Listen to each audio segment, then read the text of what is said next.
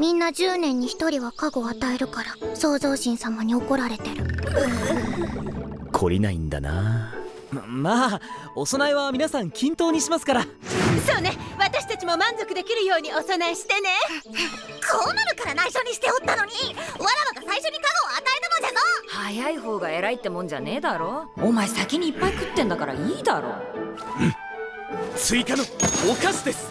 お納めください。喧嘩せず分けてくださいね。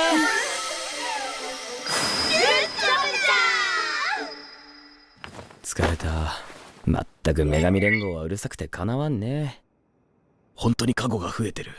人にバレないようにしないと。加護ってな女神様が守ってくれてるんだよ。水にもついたよ。わかんない。お、じゃあ明日試しに行こうか。